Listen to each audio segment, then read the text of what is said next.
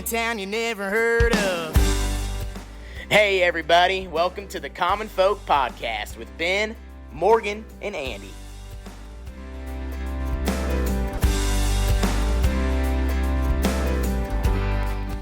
Welcome back to Common Folk Podcast for the people, by the people. Was that Whoa. a question? That was a question. Andy, that wasn't typical. Start over.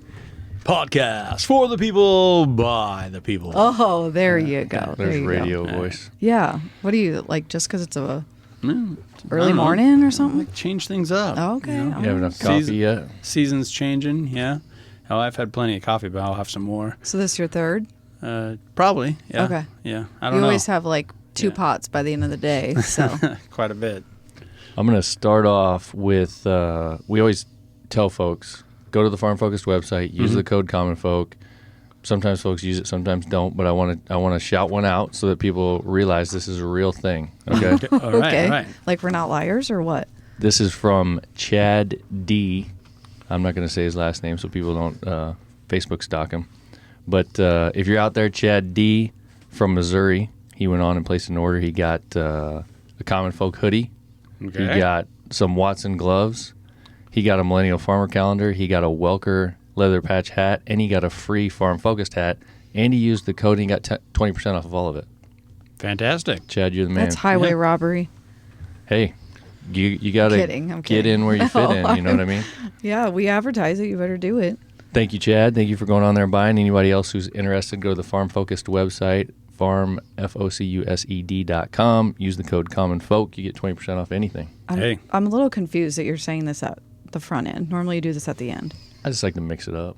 Oh, See? you guys are throwing me Yeah. off today. I can't handle this. Yeah, I like to mix it up. Well, Okay. talking about the seasons changing, you know, you hear the sounds change too. And Yeah. I was out with the dog early this morning, right before sunup, and the sounds those birds make, it's like, okay, this is turkey season. It sounds like turkey season now. And that also means that it's barbed wire fence fixing season. So Is it the No stranger to that. is it the like the robins or whatever? Is that the noise you're hearing? I don't know Yeah. what is that thing? I don't know. I don't know. I don't know what bird that is. Doesn't your mother-in-law, isn't she obsessed with birds? She is. Okay, like, I remember she's a this. bird. Yeah, she is a Okay. bird person. All right, so you should probably ask I her. should know. Okay. And I bet Ashley knows. Come so. on. I had saw something. It must have been online or whatever the other day that they've basically like proven that noise from the birds in the spring makes plants grow. Not. Really? Yeah, like somehow plants are There's a- responding to that.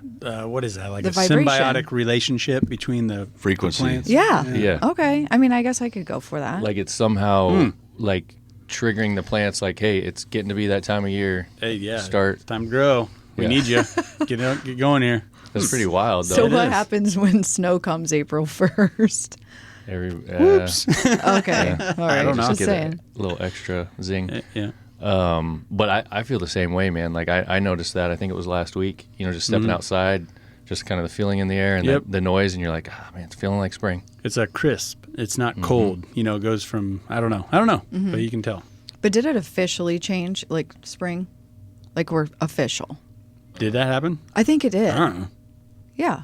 No one can confirm. I don't know what the date is. I Okay. feel like it was this Yeah. last week. 21st. Okay. Is that what it is? All right. So we are. Yeah. So We did. just a few days in. All Yeah. right. Okay. Okay, good. So then there's absolutely no more snow coming. That's just. I still hate the time change.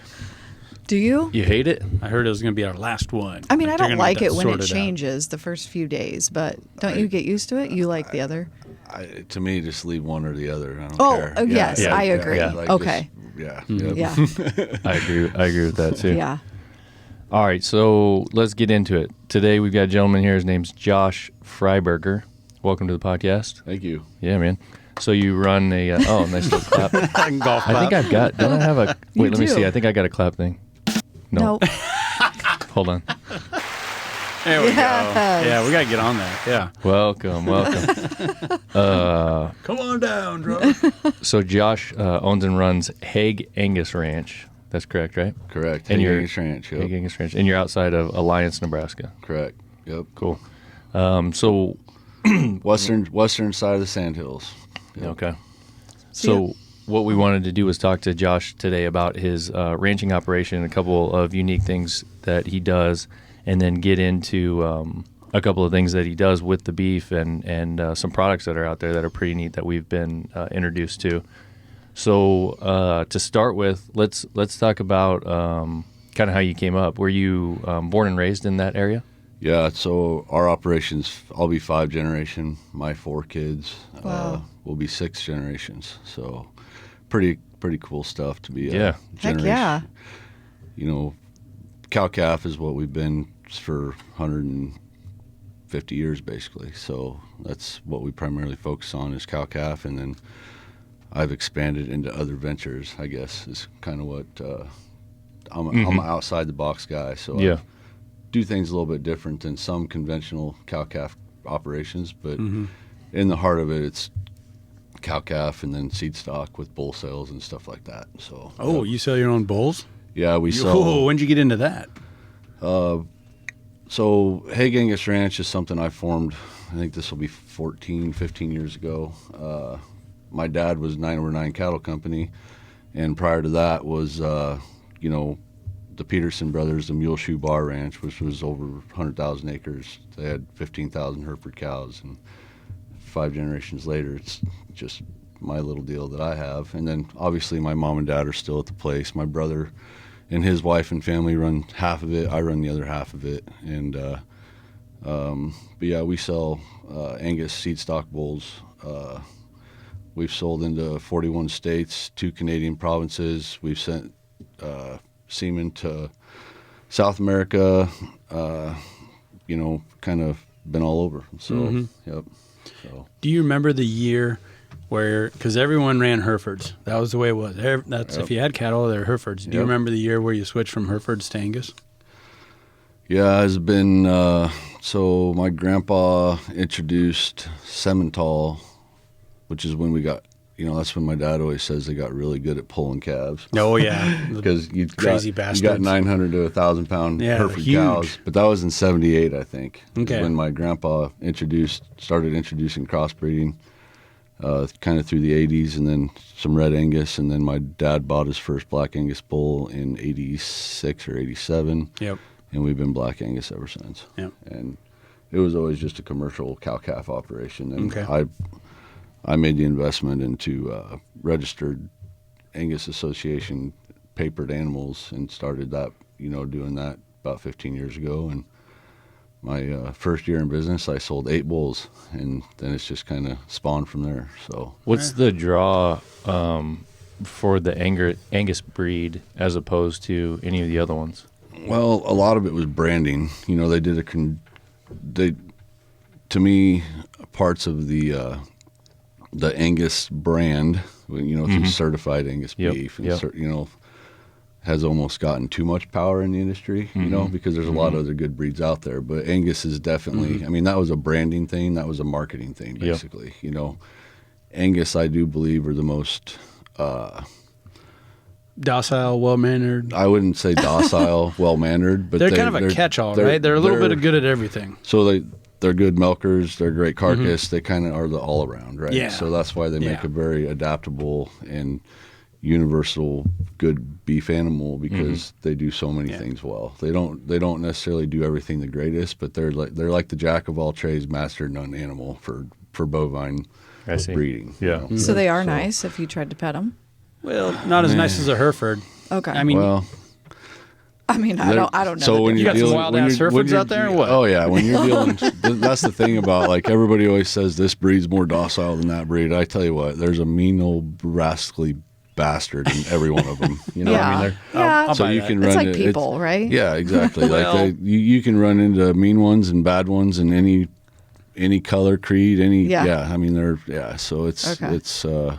as a whole, they're primarily pretty good temperament, though. And there are some breeds like, and I've even found, like Solaires and Longhorns, and like you could go, on down the laundry list of, every guy's going to say, oh, they're the best one, or they're the worst one, so. Sure. It's like It's- Ford yeah, and right. Chevy and Dodge. Yeah, and- exactly. yeah, Like, yeah. But you they would all say, suck, What's that cute? They What's all that? cost too damn much money, and they all break down, and yeah. What's that cute cow that You're the talking about calf that- Highlands. Is that Highland. what the calf vet has? The no, furry she's- ones. No, hers aren't. Those are the little cute. miniature Yes. ones. Yeah. Those are Highland Hills, right? But what Yeah, does so, she like, have? They have miniature breeds too. Like Do they have they? miniature Herefords now. Like they have miniature. Yeah, like Really? So people have actually, like, you can target about any gene and make it what you want, Okay, right? yeah, so like that's true. I mean, you can make miniature, little 500-pound mature Angus cattle if you want, So it's Did you see that was a scam? I think it was Highland Hills, those little miniatures out of Broken Bow. Someone straight up took their website, like remade it, and were selling miniature little Highlands as pets, and it was all fake. So like Really? people were sending them thousands of dollars, and then this place out of Broken Bow was like, "Who the hell are you? You didn't send me any money, man. I would know if you did." Weird. And then that got popped like a couple years ago. I That didn't hear about that. yeah, just some fake website just cropped up and targeted this little. What I'm cattle wondering ranch. about is like mini animals like that. Has anybody explored like the meat cuts on them? So like, do you get a little mini T-bone? No, no one Yeah, eats so- them, Ben. They're pets. Yeah, primarily that's yeah. I mean, would Your that kids' be? meals are over here, right? I mean, this is a market we haven't explored yet, Josh. Yeah. I tell Here you we what. Hey, I mean, I'm a cowman first and foremost. I also do nutrition consulting for a big company, but I'll market it. I mean, yeah, let's go. Let's if go. If you figure It's it like a out, kid's meal. Yeah, I mean, Yeah. yeah. Like we got instead of like Yeah. 20-pound briskets on the smoker, we've got like 3 pound like little. Like you wonder if at every restaurant you go to, they have the kids meal with like the 4-ounce sirloin. yeah. Like, were those minis or Yeah, they came from the mini cow, they were yeah. mini. Well, I mean, put it front and center. You know those? They look really cool. Those tomahawk steaks, and then you Yeah. got these little mini ones over Yeah. here. Yeah. It makes me think of like we'll buy like sheep or whatever every now and then, right? Yeah. And they've got cuts that look like a T-bone, but they're literally like the size of your hand. Right. Yep. They're small. Yeah. And they're good. They're like 1 or 2 bites, but they're just kind of funny looking at it. Yeah, no, I mean, there's that's the cool thing about the beef industry as a whole is that, like, some people that aren't involved with the beef industry, they always ask me like, why don't you guys unionize or why don't you? Mm-hmm. It's so independent. Like, Yeah. it's the most independent. It's like the last frontier they of do- free thinking, independent minds that Yeah. just like you can't put it in a like. Yeah, it's just But that's so, also like, I'm sure when people are bringing that up, they're referring to what, just regular everyday people hear in the news all the time is that there's just a couple of these big processors that are running your world and setting all your rules and deciding what all of the regular people get. So I think people are kind of thinking like, what can you do to take some of the power back? Yep. Is probably exactly. the And like yeah. I've had like I could go down a pretty deep rabbit hole here of frustration. Oh, I'm and sure. things that should have Yeah. been different. Like you look at like the beef checkoff dollar, for instance, that everybody pays into, right? Like I feel they could have been they could have done a lot more with that dollar that we've been spending for so many years. I mean, we're talking billions. I mean, Explain what it's- that is. So, like, anytime you have an animal that gets inspected by, say, the brand committee, like, or you have an inspection process or anything, there's a beef checkoff dollar that you pay for that, Okay. that you pay. And they've done some good things with it. I'm not saying it wasn't, but, like, for instance, you look at the last 30 years, they could have built a, 100, they could have took all that money and Yeah. put packing facilities all up and down I-80 and Sure. they could have made it to where it wasn't such a monopolized market in that area, right? And that would have benefited a lot of people if you had 50 to 100 head packing houses from Salt Lake City, Utah to Chicago. Sure. Yep. And Yeah. I mean, so they could have started building, they could have just infrastructure, things like that. So there's I don't know, but like I'm such a small man on the totem pole, like from that regard, there's a lot more powerful people making those decisions. Yeah. So you know what I Right. mean? But they Like, didn't it's- do that because of one person wanting to benefit? Well, it's not just one person, but yeah, there's like if you, and I'm not saying like no one in the deal is evil. Like it's not Right. like they're like some evil corporation, but like yeah, like some of the people involved with the call it the line of progression or the whatever you want to call it. Tier, In the yeah. rank. Yeah, like, Yeah. like there's a few guys that got a little bit too much power, just like any industry, Okay. right? I mean, you talk about the major 4 packers, and that's what you're talking about, right? Like, yeah, they control A lot. They control a lot. Yeah. Like yeah. And right now they're actually losing money. Like I mean, because cattle prices are at all-time highs right now. It's very difficult for. The only way you get into this business is if it is generational. Yeah. Like there's damn few people, unless you're the mega rich, Yep. like Bill Gates buying farm ground, those Yep. guys, right? Which totally sucks, but Yeah. sorry. But What is it? Ted Turner owned like Yeah. half of Nebraska now for bison. Woo! yeah, I mean, so Yeah. like unless you're mega rich, you're not getting into the cattle industry. Yeah. Like it's the upfront investment is just it's way too great, Yeah. So Yeah, it's like that on like the farming side, row cropping side as well. I mean, we've talked to guys about that. You can't. The barrier to entry is just too high. yeah, I mean, you can't go like minimum to make a living in the cow-calf sector, you're going to need 200 cows and be a damn good marketer of them to make a good living, and like out west where I am from, and you go to the big country, like the rule of thumb is like a family, like 400 cows per family. That's a good living. Well, Really? to go buy 400 cows, you're Yep. talking, and then you got to buy the 5,000 or 7,000 or 8,000, depending on where you live. Yep. Like, Yep. you got to go buy 8,000 acres of ground to run them on, so Yeah. Hope it or rains. find somebody to lease from, or, and there are guys that are young that get into the industry through, leases and stuff like that, and doing shares, and so there's ways into it, but I mean, you gotta work your ass off. Super That's tough, for sure. yeah. So a tale old as time, and I've seen it on a couple of different platforms, and it's come up in my line of work. And finally, this entity, and I'm not going to out anybody, they finally just said, well, the reason we allow this thing to happen that doesn't make sense, like let's say beef coming in from overseas, and then they package it, and it's called a product of the USA. Totally pulling the wool over people's eyes. I mean, that is a straight up lie. That's deceitful, and our higher ups allow that to happen. I mean, that's all there is to it. So what I feel has happened is these powerful people you talked about, JBS, like, well, what if we gave you $5 million? Could we do it then? Like you just have to find the right people to squeeze or to incentivize. And then where this whole thing was built to help you and others like you out actually turns against you. And it set the table for these 3 or 4 packers. Yep. And I promised some. Well, first, I forgot to mention, too, Adam, thanks for lining this all up, too. So Adam is sitting here, and he's my partner in what we're going to talk about here in a little bit. But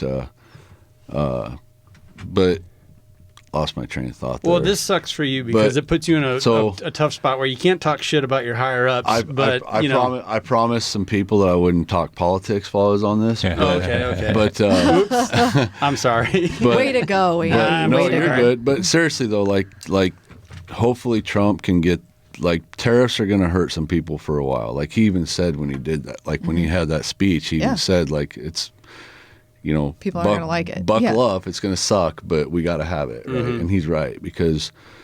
Hold on. You don't think it's right that Canada has a 322% tariff on our eggs and we don't have any tariff on their eggs? Yeah, I mean, yeah. And then, like in the beef, like to me, I think we should just shut our because we produce about enough food in this country right now to feed handle our all of it, people. yeah. Oh, Like, really? Yeah. So like Okay. to me, I like didn't know that. to me, let's just shut her down.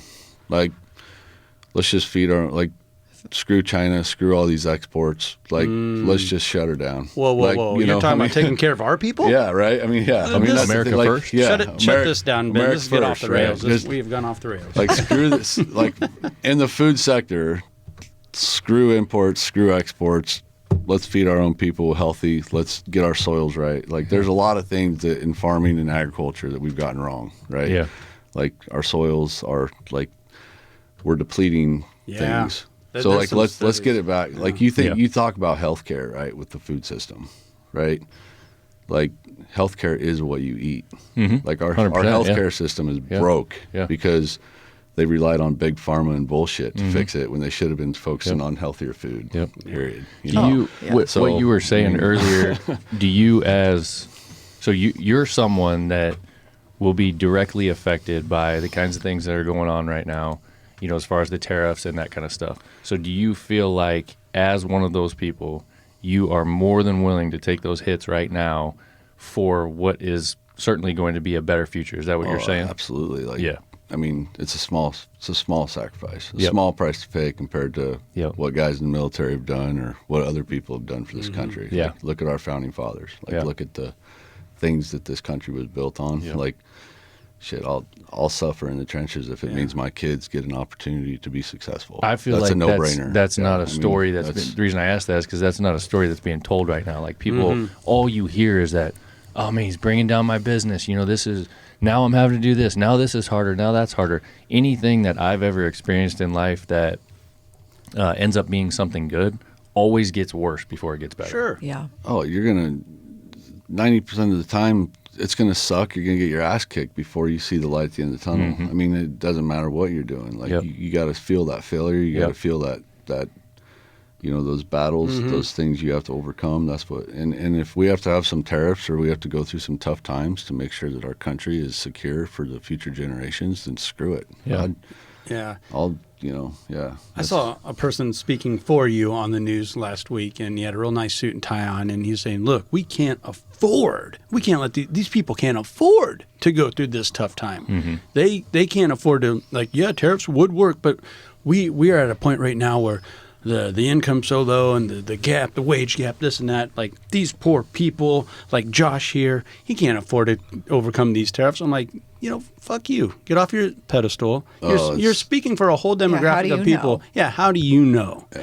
And and also, how did it get so bad then? You're trying to say it's not bad, but it is bad. Right. I mean, What is it? Yeah. I can assure you that I've made some comments in places about those suit and tie folk you're talking about that I'm surprised some black SUVs didn't show up in my driveway So we don't want to get you in trouble. No, but you're exactly right though. Like what the how you people don't have a freaking clue. And they're taking the stand that they're going to bat for you. Yeah. It's kind of weird watching it play out. And there are people out there that are legitimately, concerned about agriculture in our country and kind of where it's at, and it's in a good place for as a whole. Like we're cattlemen right now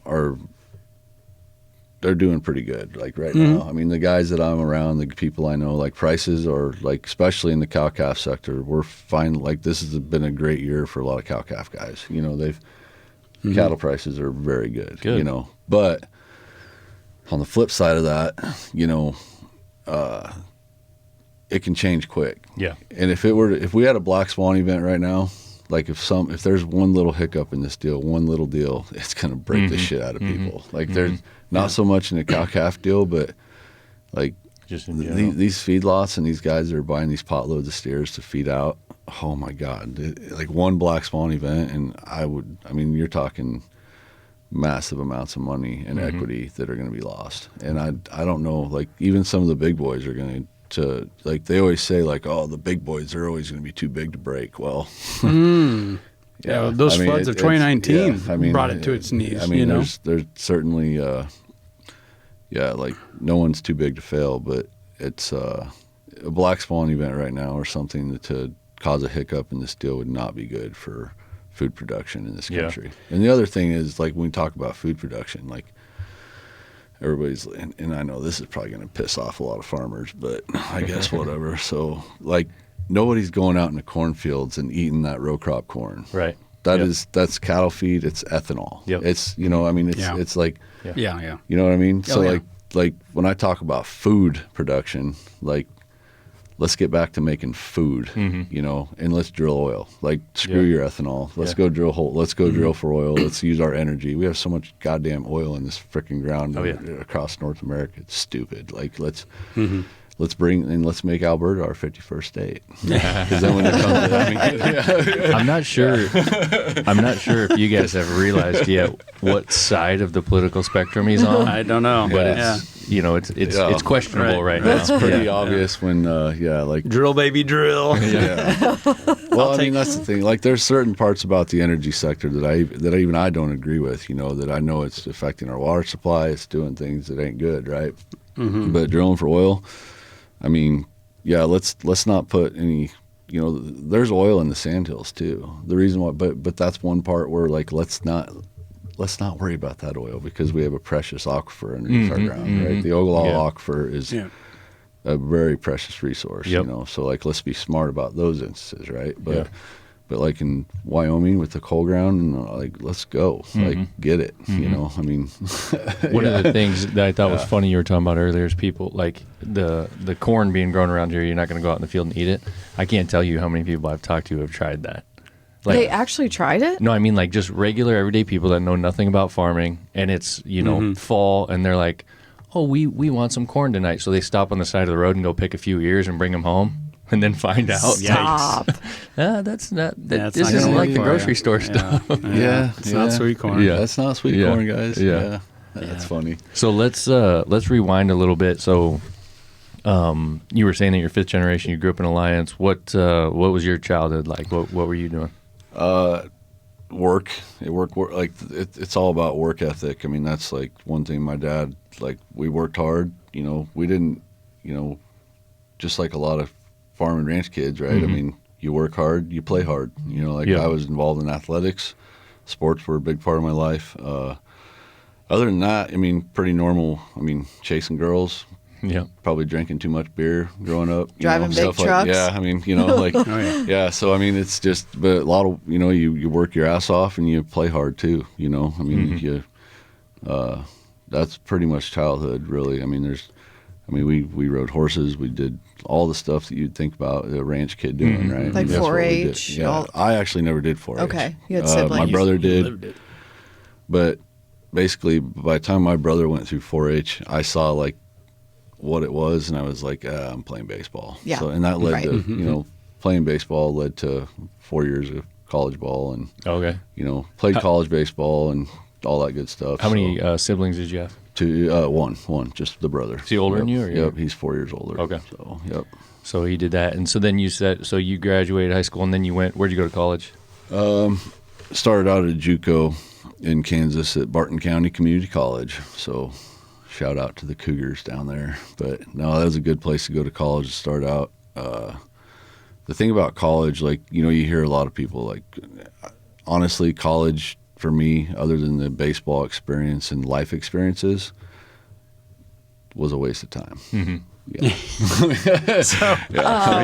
I kind of feel like you think that. So life No, experience, a little bit. Like, I'm going to make my kids go to college because, first of all, it teaches you how to be alone, and you need those life experiences. Okay, yeah. Yeah. You need those life experiences of, like, you're by yourself, freaking figure it out. No one's going to be there to wipe your ass, so that's a big part of college. But as far as, like, I'm going to go get a business degree, it's like, Yeah. Womp womp. But that's what I'm shit, saying. I feel like you've thought that Like- because it's like business. I mean, you can learn a lot of this stuff outside of paying $100,000. I think the for key that. to the it cost. is what you're talking about is being smart about where you go and what you do, because you're gonna pick up all those experiences that you talked about. That's huge. Yeah. You can't teach that Yeah. anywhere. But that doesn't mean you have to spend $60,000 a Right. year to have those experiences. Like, I know a lot of good marketing agencies that, I mean, you can learn how to, like, there's a lot of good jobs out there, tons of them available, that they don't give a shit about. They care about performance. I mean, that's the thing. Like, Get after you it. perform, Yeah. like, go perform. Like, that's the thing. Is like, I know way too many educated people that end up just going to the railroad. Sure, or absolutely, yeah. Going managing a fast food And I don't know if restaurant, it's like or, this- it's like, I mean, it's Yeah, like you didn't yeah. need a degree for that. Yeah, none of was that the point. crap. Yeah. I, mean, I don't it's know like, if it's like this today, but I know when I graduated. So if you're looking at like pre-2010, to get a job, like a important job, big boy air job. quotes or whatever, you had to have a degree. It didn't matter what your degree was in. Yep. It was just the people that were hiring wanted to see that piece of paper. And I always thought that was pretty stupid, but I also realized after the fact that basically it just showed that you could start something, you could stay committed to it, you could finish, and you're going to pick up a bunch of life skills from it. So that's like the Sylvester Stallone series where he's in Oklahoma, Tulsa. Have you guys ever watched that? Yeah, Tulsa King. I haven't I seen think it's it. called Tulsa. Sylvester Stallone made an awesome comment, like this kid there in the truck, and he's like, that degree don't mean nothing. The only reason why, that degree gets you that job because it proved to you that for 4 years you got your ass out of bed, you showed up. So that's more of what it's about. Yeah, I think it is, it's yeah. like people want to know that when you are alone, no one there to get your ass out of bed and get your ass to work. That just proves to people that you were a responsible human being to accomplish that. 100%, So. yeah. And then you don't, and again, you don't have to spend $60,000 a year to prove that. Just figure out what makes the most sense. So what did you get your degree in? I actually am one of the few jackasses that went to school virtually free on an athletic scholarship for 4 years and did not get a degree. Oh, so you didn't end up finishing it? I got a degree in partying, playing baseball, and raising hell. Yeah. Hey, one of our best defensive linemen. He went to school and was a 3-year starter, and he needed 2 or 3 credits at the end of his senior year, and he just quit after that. I'm like, what? You went to school? But so I'm actually 20 hours away from having my teaching degree, though. Okay, that's what I was going to say. What were you studying? History. Yeah. I was a nice. history major, big history guy. So that's what I love history, and that's what I actually went to college. I started out a criminal justice major because I wanted to be an FBI agent. Okay. And then I found out that once you get a record, you can't be an FBI agent. Part of it, yeah. That's part of it. I was like, shit, my first DUI. That ain't gonna happen now. But no, really though, seriously, the FBI thing. The reason why I didn't pursue criminal justice anymore was because when I first started looking into the reports you had to file, all the paperwork and all that. All the crap behind it. You crack some losers, some freaking pedophile or some jackass, you crack in the head and freaking throw his ass behind bars. You got to fill out 50-page, file a big 50-page report that you did that. Screw that. I ain't doing that. Why don't they have people for that? Just do just do the right thing. You know, I mean, right. Yeah. So, I mean, I'm curious if you had this perspective, because one of my really good friends from back home, and he was one of these 4th, 5th generation cattle ranchers. Yep. And he was going to Curtis out there. Yep. He goes, man, I don't need this degree, but this is my 2.5, 3-year vacation. I mean, I've been working the ranch, since I was little, and I'm going to be working this ranch when I get back. I'm going to take these 2 years and have fun. So he looked at college as just a break. Yeah. This is my degree. Okay.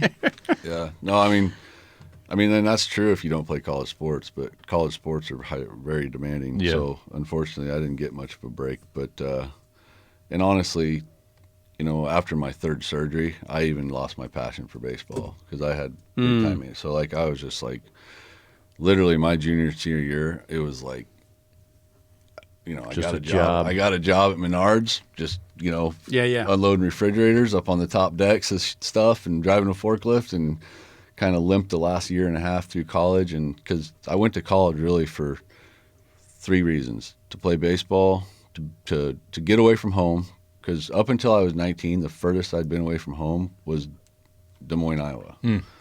We didn't travel, we didn't go places. Yep. So, so I was like, I'm going to go see some shit, first of all, and second of all, to play baseball, and third reason, I was like, I got to find a wife. You got to bring her back. The local talent isn't there, so we better go check it out. Yeah.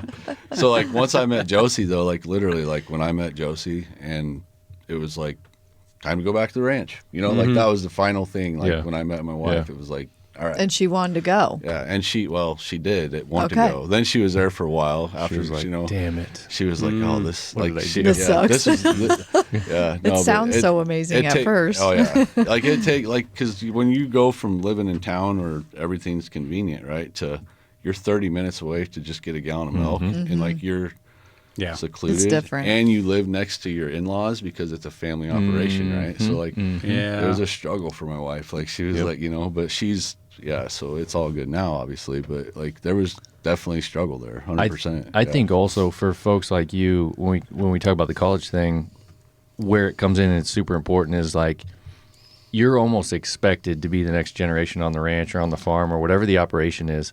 So you've grown up like that, and you need those few years to get out, stretch your legs, maybe grow a better appreciation for the ranch and for the farm that you didn't have when you left. Yeah, absolutely. You're exactly right, because I hated that ranch. Yeah, like right, until right, yeah. I had to get away from it to appreciate Yeah. it and love it. Yeah. Because when I was there, like it was just a damn slave factory. Yep. Yeah. You know, Yep. like you're enslaved to it, right? And Yeah. I mean, it sucked because it was just the grind. Man. But there's grind everywhere you go, and if you're not grinding, then you're probably, I don't give a shit what you're doing. Yep. If you're not going to go out and grind it, then you're going to fail anyways. So I don't care if you're, Agreed. any occupation, anywhere you go. So Do you even remember the first time working cattle that you had to go throw the calves? Like, how young were you? Were you 11? Were you 12? Did they let you wait till you were 14 at least? I'd bet not. You're a big dude. He's a college athlete. I bet you were probably 10 or 11 years old. And when I say throw calves, Yeah, like I'm not. I don't know what that means. like me and my brother used to go tag calves, like by ourselves. I suppose my brother was maybe 9 or 10, and I was 5 or 6. Okay, so you were the younger one. You had to What? like distract the cow, the Well, mad mom. And it's great, because back then, like we had some disposition issues back then. So yeah, like I remember the God. first time my brother, and this is a funny story, but we had this old bitch we called Pirate. She was a Bronco face freaking so I hate for these 2 years in cows. a row before we sold her finally, because me and my brother knew that's the bitch, and so I would literally Justin would get out with the stub post and fend her off just long enough for me. I think I was 7, maybe 6, just long enough to grab that little shit and get him into the cab of the pickup. Yeah, yeah. And she was literally trying to climb through the freaking window at us. So Oh, it's yeah. and Yep. Okay, but we wait. don't have cows like that anymore. I really don't know this. Why are you Yeah. yanking a baby from its mom instantly? So you got to tag it. There's stuff You you can't got to tag do it to right there, and Oh, then the she'll mom kill you. lick it. She'll and- trample you. It ain't that nice. With my, I've seen a With video. Right. with my cows, Yeah. I do that with every. I haven't had a my cows are I've I've sold the disposition off the bad cows, Okay.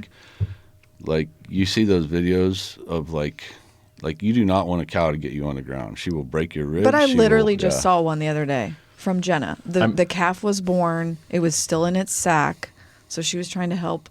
Yeah, you rip peel the it sack open, Yep, peel the sack And off. then the mom's right there, and she's right there. That's a like, good cow. hey, That's a good cow. That's a really Okay, good. so that's but they're not not all typical. good. No, that is typical. That's what it's supposed to be. But this was every the once in a bitch. while, you'll run across that Okay. bitch that wants to kill So you. you just got to Yeah. yank that baby, So take you- it into warm. Yeah, warm it up. Well, I just did it right there in the cab of the truck. with her. Oh, and Yeah. then threw And the then baby just back out. Put it back out. Oh. Yeah, yeah. So, I gotcha. But now, 7 years but- old. I can't imagine my kid doing that. Just Yeah. saying. Yeah, it's wild. So yeah, 7, 8 years old is when I got more involved with that stuff. Because now I have my daughter.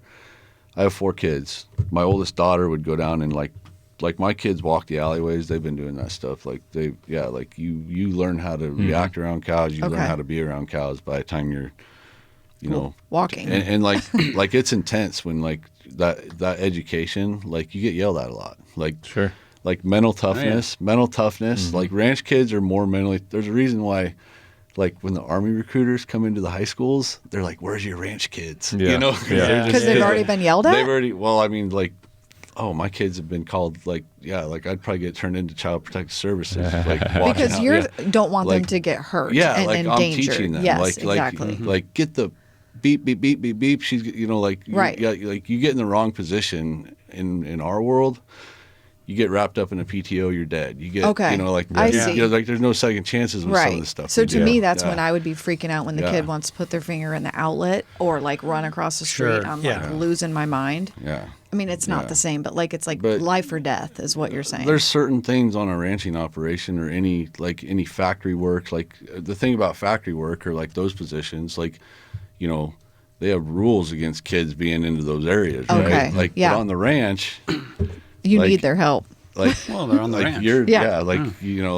hey, see that PTO right there spinning really fast? Yeah, stay the fuck away from that or you're dead. Right. Instantly. Yeah. Okay. So there's certain things that they have to know. And if it takes a few ass chewings to get them to know it, a hard ass chewing is a hell of a lot less severe Sure. than death, Yeah. So Yeah. Okay. I mean, Mm-hmm. so yeah. So how old are your kids then? 16, 14, 11, and 10. Gotcha. Girl, Okay. boy, girl, boy, girl, boy. Okay. Yeah. Do you see in any of them yet, like, that they are the next generation, that they're going to want to be a part of that, you think? They all have their strong points. God, we talked about this, Adam, for like 2 hours last night. Yeah. So, I mean, no one would have ever thought I was going back to ranch when I was 15 years old. Right. I mean, I was playing ball. I was, yeah.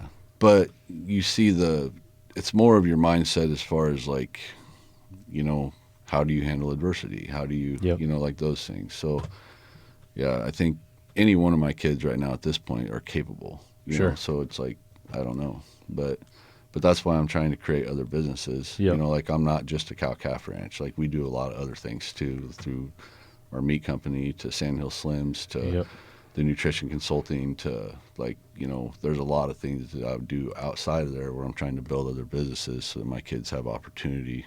Because the ranch ain't big enough for all of us, right? Sure. I mean, you go another generation to my brother and his 3 kids and my 4 kids, and it's like some of you guys are getting jobs Too off thin, this ranch. Like it just doesn't work, So yeah. So, Let's talk about the ranch itself a little bit. One of the questions that I had, what's in the name, Haig? So Haig, so I'm a history guy, right? So I did like you go back on the old maps. So the guy that settled that particular place where my yard sits, his name was Haig. Okay. And then my great grandpa acquired it from him. Okay. So where was he? Where my would the Haig been my from? great grandpa actually settled was like 15 miles to the east of us. Okay. But then that Haig guy is right where my yard is. So like I went back and I said, okay, Nice. so that's where Haig Angus Ranch comes from. That's the original Homestead Act deed. That was the guy. So Interesting. you go back on the old maps, it says Haig Ranch. Yep. Do you know where that family came from? Oh God, no. Okay. Yeah. I mean, I tried to do a little history on that, but I mean, that's Yeah, yeah. I'm sure it's pretty. Yep. So what, you had talked a little bit about this earlier, that you guys do some things different and that kind of stuff. What's different about your ranch that, that you would consider in how you run and how you raise animals compared to what we're typically used to seeing? So, like, one of the big things I'd say, like we started the seed stock side of things, right? So like raising bulls, obviously, because not everybody raises bulls. Yep. There's a lot of seed stock producers, so we did that. Obviously, is the biggest jump, right? But like nutrition, like from nutrition to management practices, like we, for instance, we don't vaccinate anymore on any females. And that's a whole nother rabbit hole. Sure, I can go down. But, Oh. That sounds like a rabbit hole. I like this guy. Yeah, geez. so like some of our management practices, people are like, you're a dumbass. You're gonna go broke because it's so far outside of the ordinary. But now there's actually a few people around me that are like, so we vaccinate our steers still, right? But we don't do it till the fall. So like when we calve, it's like the stress management is key. Nutrition and stress management is the key to health, right? So like everybody's worried about, they're all going to die if you don't get vaccine in them. It's like, well, I'm not dead. My kids aren't dead. Pretty sure everybody I knew that got COVID real bad and didn't make it, went to the hospital. Yeah. Whereas, so like I said, that's a rabbit hole I don't want to go Yeah. down. I got you. That'd be a longer, that'd be a little too long. Yeah. But no, I mean, so like our management practices are certainly kind of, I just started doing a ton of research on like lower GI tract impact, gut health. Like, so we look at everything on our ranch from a diet and management of stress versus like if you do that right first, everything else will fall into place. Like that's the key. So right? what kind of things do you do to alleviate stress and to focus on that diet?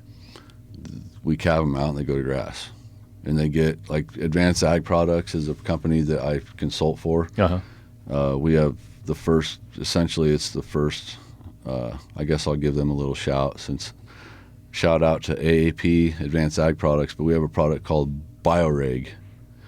BioReg is, essentially it is the first, Kevin's the first guy that I know of in the world that has a coating technology that gets essential oils into the lower GI tract. Okay. Nice. So it's a game changer. Like Okay. once people figure out what this shit does. So it's a shot or it's like a liquid? There's a lot of different delivery methods, forms. but feed. It's feed. Oh, it's feed. Feeds. I got you. Lower GI. So Okay. it's So they're eating consumed. it. Yeah. Yep. Whether it's through a water soluble form or through pellets or through lick tubs or through but the biorig, we have a lot of different delivery methods that we get it into the animals. So it's not a one-time thing, is what I was getting it's at. it's a program. consistent. It's a program. Yeah. It's like taking your daily vitamins. Yeah. Only yep. So Okay. Yep. But yeah, so that's a cool thing that I got. I actually just started that just in the last couple of years. That's kind of so now I'm the Great Plains territory guy for that company. So I cover Kansas, Nebraska, Colorado, Wyoming. So I do a lot of traveling for the nutrition consulting deal. So Nice. yeah. Yeah. I'm like 120 to 130 hours a week minimum. Oh God. So you don't sleep much. Like We need to get we go. We need to get you in touch with some of the cattle ranchers that we work with and handle merchandise for, these social media guys. Yep. Because there's a few of them that like they've got some pretty good size operations and they'll run stuff like that. If it's something they believe in, then they get to the masses, via YouTube and whatever. So it's Exactly. kind of a cool setup. But yeah, so those kinds of things, like the diet. Talk about the diet a little bit. Well, so for one thing, we pretty much try and stay all the word all natural is a very widely misused word. Same with organic. Like I get a kick out of like these organic farms. It's like, well, pretty sure cross-pollination is a real thing. You're right. Your little 40-acre farm in Iowa is surrounded by sons of bitches that ain't. So it's not organic. Dude, we know cross-pollination is a thing because didn't they just tell us that all this dirt all over all of our cars is from Texas from the last snowstorm? Have you heard this? Yeah, I heard that. That traveled all the way from Texas. So the field doesn't even need to be next to your field. It can be states away. Yeah. Well, some of those rules too. It's just so like we feel that like we try not to feed any, like we try and stay away from GMO feed sources. Sometimes it's impossible, right? I mean, like it's taken over everything, so it's hard to, but we try and stay GMO free. We want to be as close to I try and keep things as close as to what I think God had a vision for it for, like what was it like, what did God's original intent for food production, what did it look like? Like when the disciples were herding sheep in Israel, like what did they, you know what I mean? Like it was pure, right? It was, so like that's my, like I try and just like keep it as simple and common sense as I can. Like don't overthink something that can be simple. Yeah. And I think a lot of producers just overthink it. Think how many steps you're already there when you took a bison and now you've bred it down to a nice little Angus black cow. Yeah, you know what I mean? So you're already and now you just like let them be cattle. Like they are a ruminant grazing animal. Like they're not designed to, like, I grant it. Now we need feedlots. There's no way we can, we can't feed 300 million people. What they don't all eat beef, but you know what I mean? Like you can't, we need commercialized industry to a certain extent, but to me they could do it more efficiently, I guess. In some sectors of it, if that makes sense. By simplifying it. By taking a bunch of this bullshit out of the equation. But see, a lot of people profit off that bullshit. The bullshit. Like there's been trillions made on the bullshit. Pharmaceutical. Like, I mean, I didn't know you wanted to go there, but think of all the shots that I take that I don't need to with cattle. It's like, just shoot them up. And I'm not saying I'm against vaccine, but like, Jesus, like one shot and a booster. Yeah. Like I know guys that vaccinate their fucking cows like 7-8 times a year. It's like, wow. Oh. You talk about stress management. Go take that bitch out of her natural grazing environment with her calf, bring her into a corral, run her through a chute, and then have her calf sorted off every time you do that. And do, it's like it's just common sense. Like stress. Like stress is the biggest. Like stress is huge. Like if you're stressed, you're not healthy. Right. So I mean, just that. Like think of it. Take it to its simplest form of just that, and it's like let them go be cows and spread out and graze and let what God created them to do with a rumen. Yeah. And a lot of the other shit will just go away. Let their natural defense mechanisms work. Their own, their own immune function response, their own, and that's for the products that I sell. I deal, through AAP. Those essential oils in that lower GI tract, they build that immune function response. Do you think that where you're located, so we'll call it in the Sandhills of Nebraska, you're in western Nebraska, right? That you have an advantage with that ground and with what naturally grows there and what the animals have to eat? I mean, yeah, because it's untouched. Like that's one of the things that we portray in our story about our Sandhill Slims product is that we have the Sandhills in Nebraska. I mean, it was declared its own freaking ecosystem by Wikipedia. Like it's the most unique ecosystem. Like you can go to the Red Desert in New Mexico and find similar grounds in Wyoming, and you can find similar ground in Georgia to like you can, but there's nowhere like the Sandhills. It's a unique ecosystem. Yeah.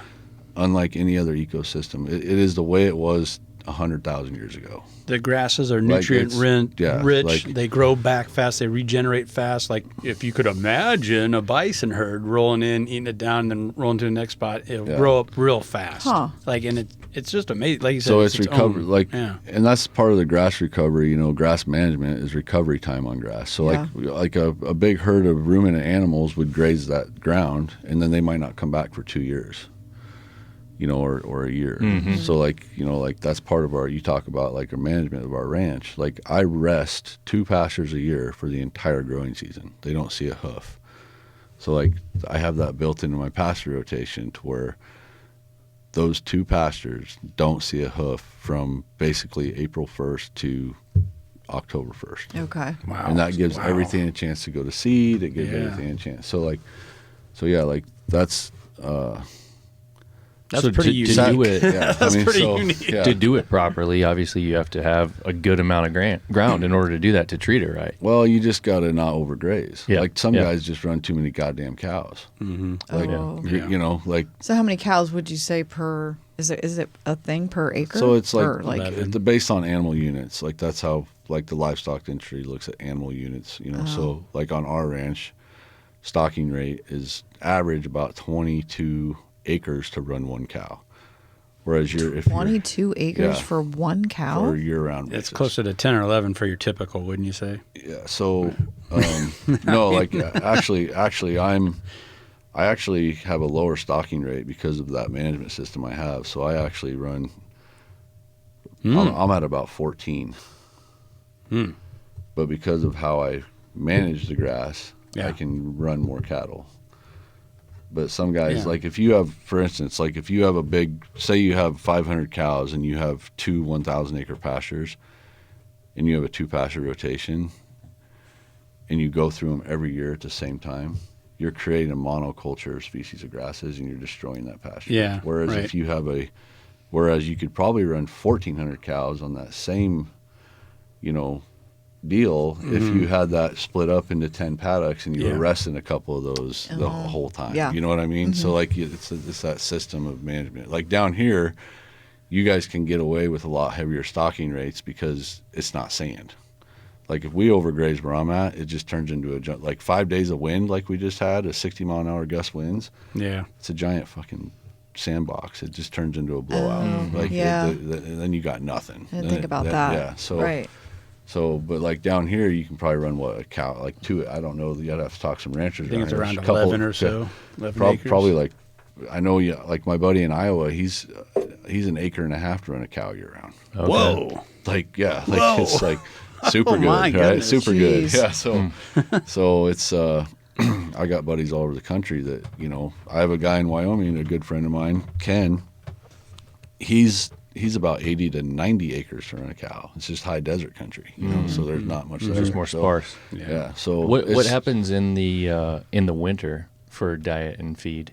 So we put up hay bales off of our meadows. Okay. Yeah, so we have the sub-irrigated meadows that produce a lot of tonnage in those low floodplain meadows, the sub-irrigated meadows. So we cut that for hay and put it in bales. Yep. Okay. Yep. I mean, these are calling my name. these, these beef sticks. Let's get into that. So I feel like we should eat one. We're talking about how you know the ranch is and how you raise the cattle and things like that. One of the businesses that you started is this Sandhill Slims. You've mentioned it a couple times. Tell us a little bit about Sandhill Slims. So Sandhill Slims was an idea that spawned in my brain one night driving. I was delivering bulls, and it was like 2 a.m. coming back from, I think I was coming back from Iowa. I can't remember, but I had like, I don't know, no sleep, and I was just driving, and I was like, God damn, I wish there was a way I could make my marketing plan for my bulls go full circle to where like I could buy cattle back from those producers. And I was like, oh, beef sticks. And Boom. And then I was like, so I did my own research. I started going and sitting at truck stops. Like I'd just go sit in a truck stop for like an hour up front, watching like, okay, is this worth it? Like See what people are buying. What are people buying? And like there's way more of those things. Like people want healthy snacks. Yeah. Like, and it's gotten even more that way. Like this was 6 years ago I was doing this. Okay. Sitting in truck stops, like doing the legwork of like, is this worth it, right? And it's even gotten a lot more to where people are just fed up with unhealthy shit. It's just what it is, you know? Yeah. And so I knew, like, back then, I was like, okay, I'm going to create a beef stick that nobody else has. For one, 90+% of beef sticks sold in this country are from imported trim, just like you mentioned. You know, people don't know that. Like, Interesting. we actually know me and another one of my partners actually know the guy that imports most of that trim. He's a solid dude, awesome, yeah. huge successful businessman, great person, but it's imported trim from Uruguay, Brazil, Tasmania, all so over it's the kind of country. like Yeah. eating a hot dog. Well, no, Okay. it's not pig lips and assholes. Okay. But, yeah. I'm just saying. But it's still beef. Like it's still beef. Yes, yeah, but you know where it's coming from. But basically. it's imported trim. Yeah. So Yeah. like, so I was like, damn, I could have 100% Nebraska from womb to tomb, like the whole process, womb to tomb, beef stick that's healthy, whole. People can know the story. People can respect the product. They can understand. Like, so that was the whole start of it. Like what spawned it was like, this will give me an opportunity. So like the people that buy bulls from me, they buy genetics from me. Like I can offer a buyback protein program on their cull cows, like the animals that don't get bred, the animals that, you know, are culled out of their herd and put it into a stick to help.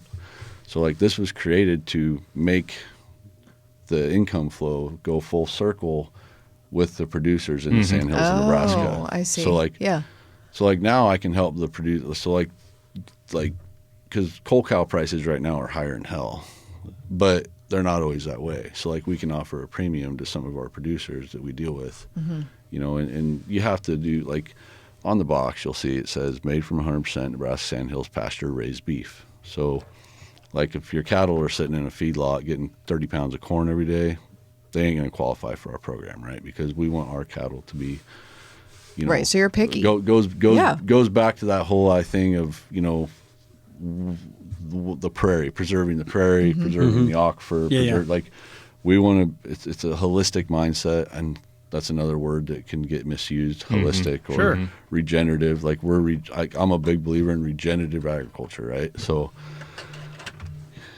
those words can be misused. They can be, you know, altered and sometimes not thought of in the right way, what I feel they mean. But basically it just means like, how did ruminants roam this ground 1,000 years ago?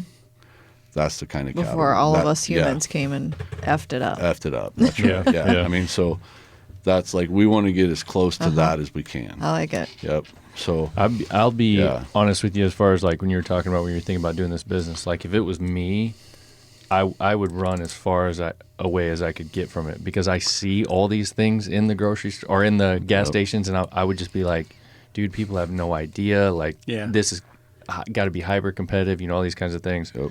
But when I look at the way that you guys did it, it makes me second think it, because I've been just like everyone else, like you're saying, lately paying more attention to what I'm eating. Yep. And I go into these gas stations and I'm looking at stuff. I need a snack. I'm freaking hungry.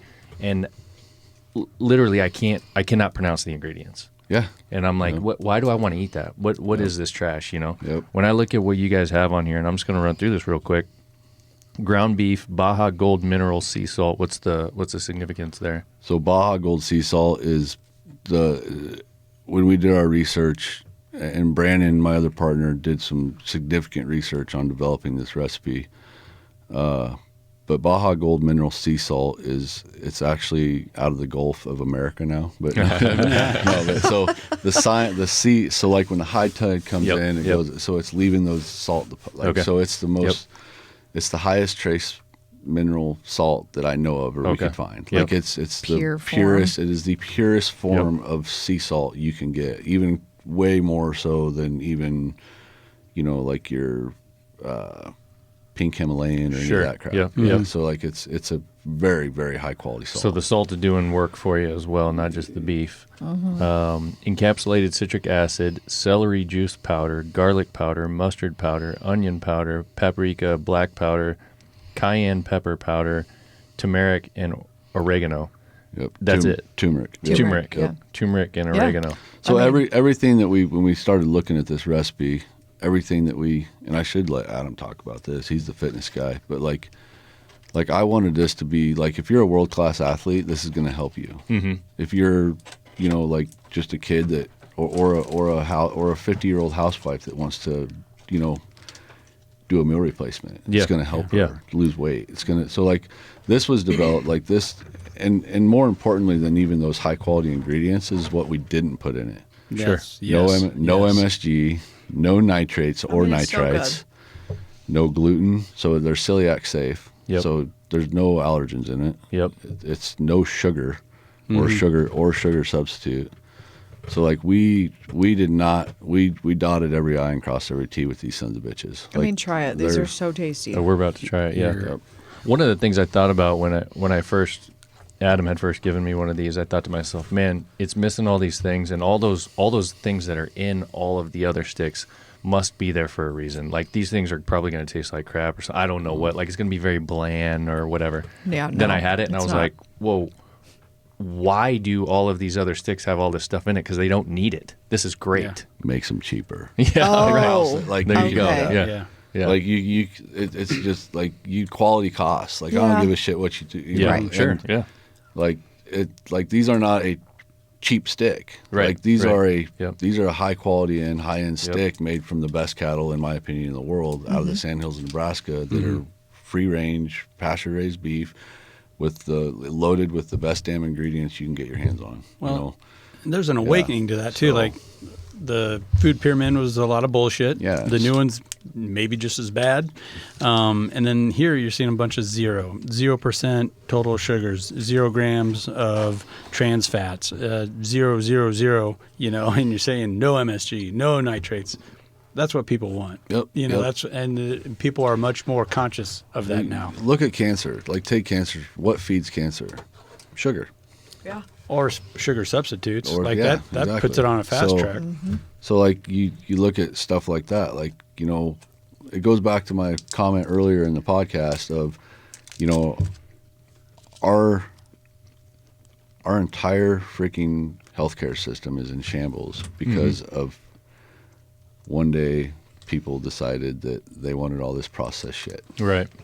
And I don't know if people even decided that they wanted it. It just got created and it got put on you. Like, and go to Europe, go to some of these other places. Yeah. That, like a bottle of ketchup in Europe, it looks completely different on the freaking ingredients. Yeah. It's the same Hunt's bottle, same freaking brand name, same shit, but the ingredients are completely different. I mean, we're all guilty of eating bad shit and drinking stuff that we shouldn't. But I love Busch Light and I love M&Ms. I mean, shit. I mean, yeah. you have your vice, right? Like, it does it feel like we happens. lost a little something. They got rid of E40 or whatever it was on the M&Ms. Like, no, it's not as bright. Red 40. Yeah, red 40. Yeah, red, yeah. So- But these are so good. So, Yeah, so we're obviously, trying them right now. There's a website. Where do people get these? Yeah, we'll pull that up. This, okay.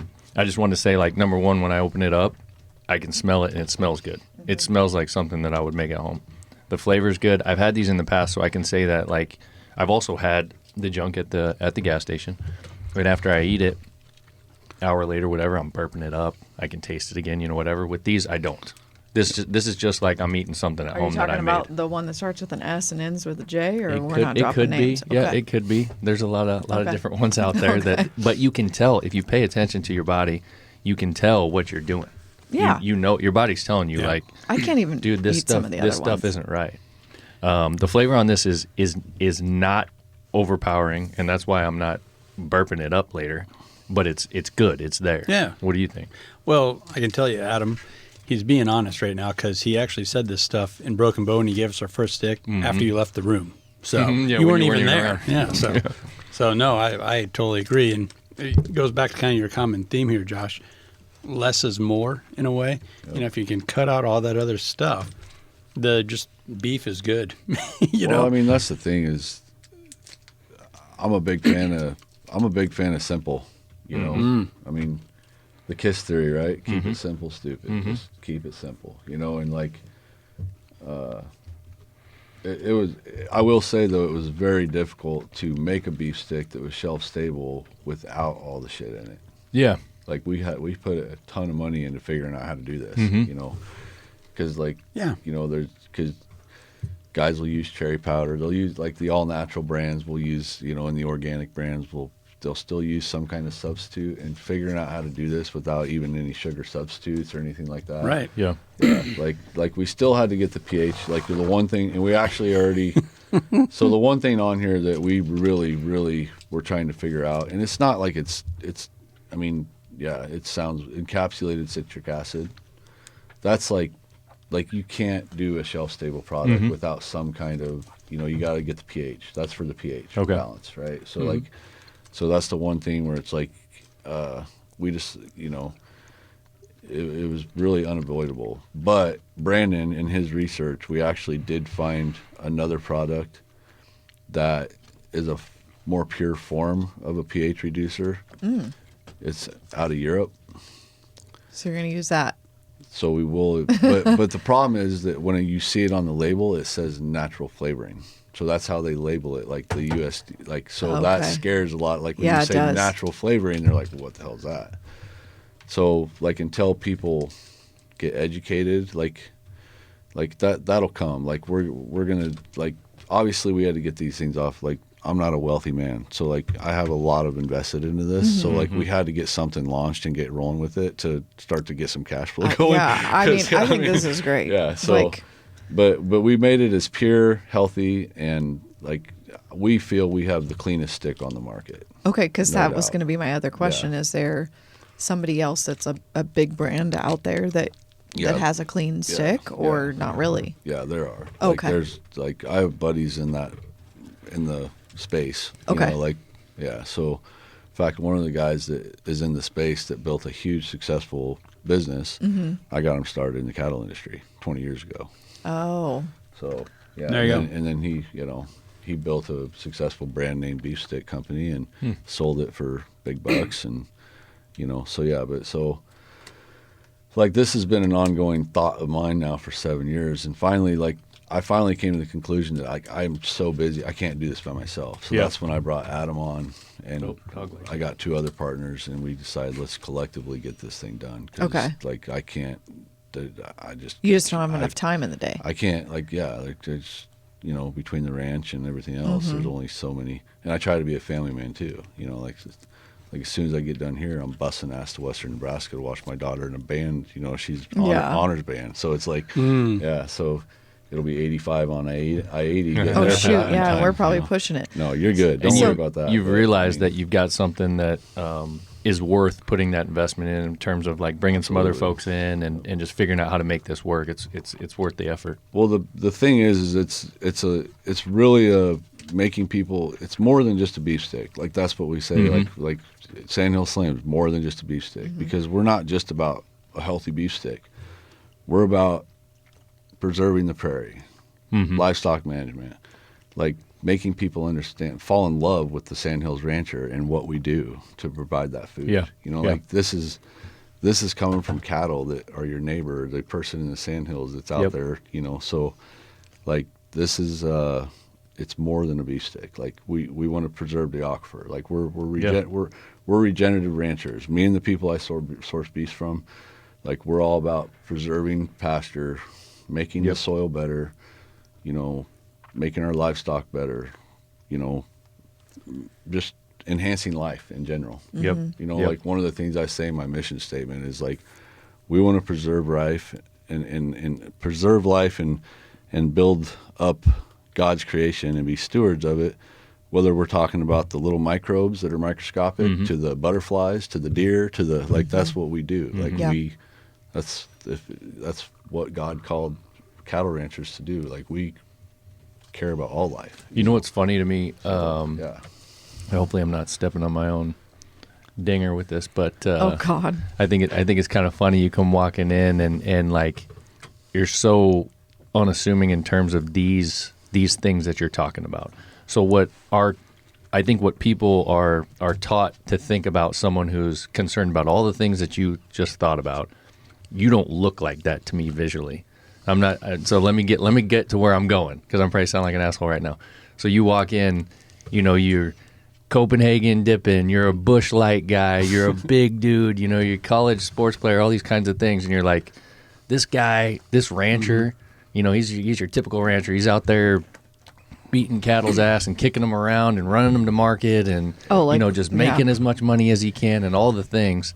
And then we go through all these stories and we go, no, actually, this dude's like kind of a little bit of a softie. He's a gentle giant. Yeah. He's into all of these things, and then when you hear the stories behind them and you realize, you know, how all these things work and how this all comes together, it makes you want to be a part of it or want to partake in it, you know, so much more. Yeah. If that, hopefully I brought all that together. No, right. I totally agree. Like, I don't know. I feel like we're aligning here with a lot of things. Well, I don't know. There's just something about it. I was like, oh man. Well, the goal is really to make people, like, when I first started this, honestly, like, some of the people we have doing marketing for ourselves I was like, I don't even want people to know my name. Like, I don't give a shit. Like, I'm doing this for the rancher and the, you know, and they're like, Josh, you have to tell that story. I was like, well, fuck. There has to be a name, right? Yeah. People have to have to feel some kind of connection to it, for sure. But that whole story too, and that whole story, you haven't even touched on how healthy this is compared to the alternative.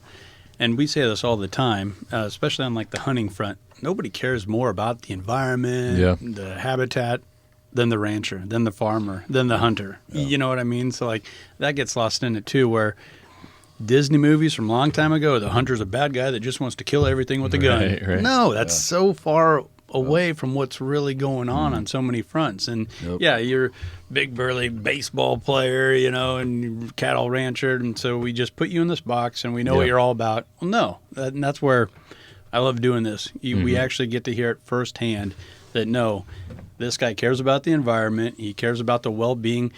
These sticks, animal welfare. Yeah, they're animal welfare. They taste. Big reason they taste so good. I believe in that stuff. Now that sounds a little foo-foo, but I think there's a lot to it. No, that's what I'm saying. It's all good stuff. Like it's like you're kind of organic-y, but not using that God-fearing, like all these things. I mean, who wouldn't want this? Yeah, but so it's you know,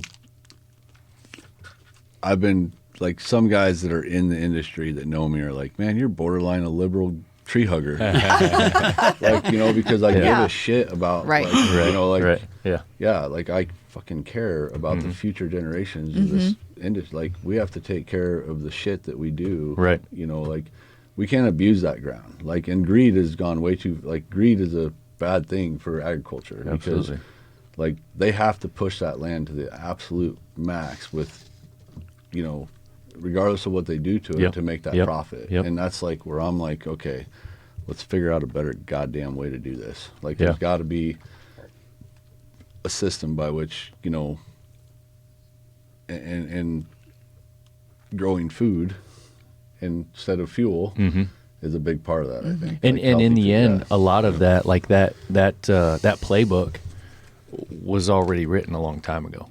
We've just gone so far from it. We've strayed so far from it. And you're bringing a lot of that back. Yes. I mean, that's the goal. The goal is to make the consumer understand that, you know, and every farmer and rancher I know loves his land, loves his cattle. Like, there's, like, you'll get shot if you mess with that. No different than if you tried to screw a guy's wife. He's going to shoot you. Well, you try and trying to screw a guy's land up, he's going to just shoot your ass or his cattle or they love their land, they love their cattle, they love their operation, and that's all we have is our passion. You know, that's our passion. Sure. You know, it's kind of like old schoolish. Yeah. Right. Like it's old schoolish, but this is why this is the new school. This like is I like why it. we have this podcast called Common Folk, because it's more common than people realize. Okay. We're talking to a common folk guy right here, right? This is an everyday Nebraska raised dude that is doing cool shit, and there's a lot of people out there doing cool shit like you as well. It's just not talked about as much. Exactly. And that's why we do what we do here. Before we close with like where to find and all these kinds of things, I just like to ask people sometimes, is there anything that you want to talk about or wish that we had asked you, or maybe you thought coming in here like, there's a couple of things I want to cover, anything that we missed? Ooh. He's going to push the mic over to Adam. Nope. No, come on, Adam. Okay. We've heard from Adam. We know him. No, but I mean, honestly, I think appreciate you guys having me in here to do this. Obviously, when you're building a brand, you need these kind of platforms to build it. You know, nobody knows jack shit about Sandhill Slims or even what it is. But, you know, obviously getting into these venues where we have a platform to get this brand out there, because we do feel that, like, if you want a good, healthy snack that is 100% Nebraska from womb to tomb, like, it's to my knowledge, it's like there's other people that are doing a healthy beef stick, but they don't. This is different. This is different. You know, So It is and you so guys, good. you guys are all in it too. I mean, like this is what you would expect to see if people watch the video on YouTube. This is what you'd expect to see from a company that's very professional. You know, as far as like your presentation and all the ways that they're going to see it presented on the shelf. So this isn't like some fly-by-night side project that you're trying to do. This is It's not in like Ziploc baggies. That's what I was thinking. like that was like our logistics guy Ryan in Iowa. He's been probably with me as a partner the longest, and like that was one of our struggles. Was like we have to find, like, logistically, we have to get in the right venues to go to 300,000 to 400,000 packages a month, and that's like no little small smokehouse in western Nebraska can handle that kind of volume. So we had to so this time when we launched it, I told Ryan and now Adam and Brandon, I said, I'm not screwing around this time, guys. This time it's like we're not, like, we're going big or we're going home. Like, this is we're going to do this right. We're going to do it big. And if it don't work, then you tried. Then I'm done with it. But at least I'm going for it this time. So So the website is sandhillslims.com. That's where you can go on. You can directly purchase there. Is that where you would point everybody if they're interested? Sandhillslims.com is definitely our direct website to order directly online. We have we have different amounts you can get, but like our best value is the subscription, where like every month a 30-pack shows up at your door. And now is this a 30-pack? No, so this is like our wholesale caddy. So this is what you'll see in the store. Yeah. Okay. Duh. So like when you go on our website and order from our website, sorry, you're not going to get a pretty caddy. You're just going to get a nice bag, with the product shipped to sorry, you. not sorry. Yeah. Yeah. Yeah. But so like this is just for like storefront stuff. So do you have it in some stores? Yeah. Like around you guys?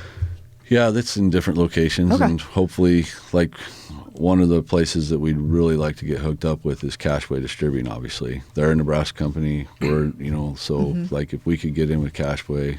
So anybody who's listening, if they've got any contacts with Cashway. Cashway. Because, I mean, we have production now to where we can literally go to, we can amp it up to, we can go to 200,000-300,000 packages a month if need be. So, nice. Oh, wow. Are you guys on like social media and stuff like that? Can folks find stuff about you there? Yeah, so we have a Facebook page. We're working on Instagram.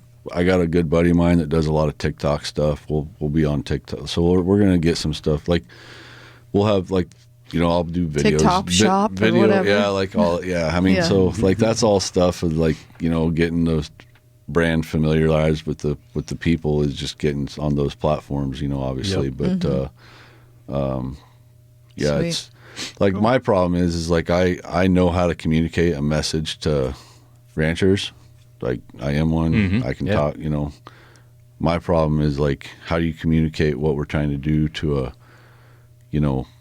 45-year-old single mom in an apartment in Atlanta or so like that's like I don't know how to talk to those people. Like it's not, it's a whole nother Get in front of them, yeah. Yeah, so like I will rely on Adam and my partners and other people to help communicate that message. Yep. So and on guys like you guys. Yeah. On the website, if folks are interested in trying this stuff out and you want to purchase, we've got an exclusive Common Folk discount. I was talking with Adam about that earlier. So if you go on there at checkout, use the code Common Folk, that correct? 10% off, get you 10% off your order. Can you program it in two ways where it's like common space folk and common folk in case people use one or the other? Yep. So either way, however you want to spell it, one word, two words, whatever, that's going to get you 10% off. Definitely worth trying. I think you're probably going to get hooked. Yeah. I'm telling you, I can't even eat some of the other stuff. They make my stomach churn. There's no aftertaste. No. There's no grease in your Right, mouth. right. There's nothing. 100%. Like we're pretty. Really good. Like I will say, like this is. I'm very proud of this little venture, and I hope Yeah. it goes. Yeah, should I be. do. Yep. So, Super cool, man. Yep. It's great. Well, it's been great having you, man. I got to close with one other thing, and this is pretty fitting for what you've got going on. Have you ever heard of Barn Owl cameras? Yeah. The company Barn Owl? Yeah, I've heard of their cameras. Yeah. Okay. Security. Well, I think they do Yeah, security, it's a and lot then of they do security like stuff calving barns, stuff Yeah, like yeah, that. yeah, Yep, yeah. Yep. Yeah, so it's right up your alley. So we've partnered with them. They help support the show. Barnowl.tech. So exactly like you said, if you're looking for some security cameras, they kind of look like a game cam, cellular connected. You can have solar panels to power them. You can have them wherever you want. You might want to monitor a watering hole or whatever the case may be out at the ranch. So go to the Barn Owl website, barnowl.tech. Use the code FARMFOCUSED, all one word, FOCUSED, and you get 15% off of Barn Owl camera systems. We're going to have their founder on pretty soon as well. He's from Eastern Colorado. So Sweet. yeah, cool company. But definitely applies to folks like you and stuff that you guys are doing. So what else? Anything? Yeah, No? I think we covered a lot. We did, I yeah. learned a lot. Thanks. You guys are awesome. No, this is we're driving. I was like, man, this is kind of like my house. We're driving out in the middle of nowhere. Yeah. Yeah. Only there's trees. There's no trees at my house. Right, yeah, out in the Sandhills. But, Yeah. no, Cool, it's, man. We'll have to come out and visit you sometime. I'd love to get out there. You're welcome. Yep, welcome to come. Yeah, It'd be great. That's the other thing. Like, I'll be honest. Like for the listeners and people out there, like we don't put you will never know where I live unless you're invited. Yeah. Okay. Yeah.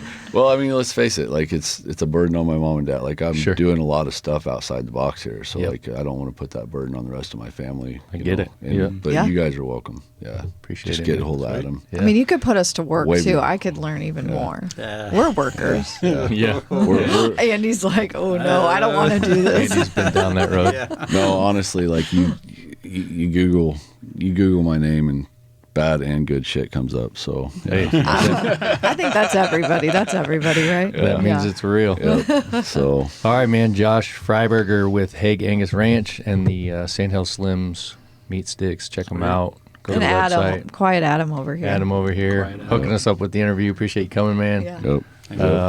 And again, don't forget the code Common Folk. Get 10% off Sandhills Slims. And I think that's all we got. Sounds good. All right. Later. Appreciate you guys. Peace. Appreciate See it, ya. guys. Thank you.